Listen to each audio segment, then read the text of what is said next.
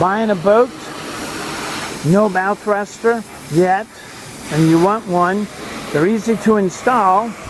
Here's a bow thruster being installed in this big green Grand Banks. You can see somebody's already drilled the hole, inserted the tube. They put a little flare on it here, so when the waves come by, it jumps across the open hole and goes on down the hull.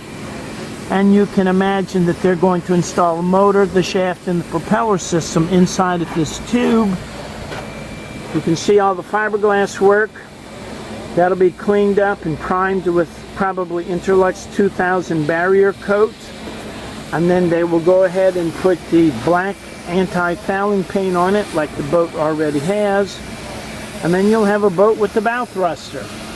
This is about a 50-foot boat, twin engine. And I'm looking at the port side. Again, you can see where the bow thruster tube was cut, installed, and waiting for the actual thruster motor to be installed in the tube.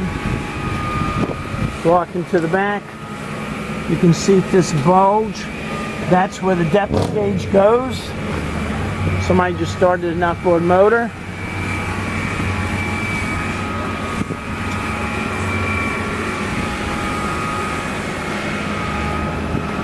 And now you can see the big 4-blade propeller with the V strut, V like Victor, the very long propeller shaft with the splice.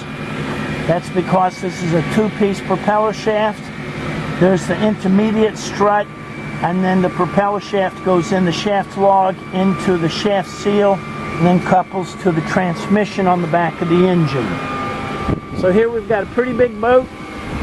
They're upgrading it, adding a bow thruster to it. You can see the 4-blade prop here. Same on the far side, starboard side. And notice that we've got 2 nuts. The little nut is first. Yes, that's correct.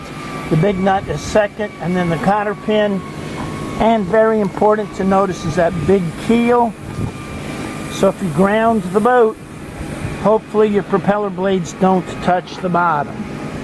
If you've got any questions about what's the best boat for you for your cruising purposes, ask Captain Chris.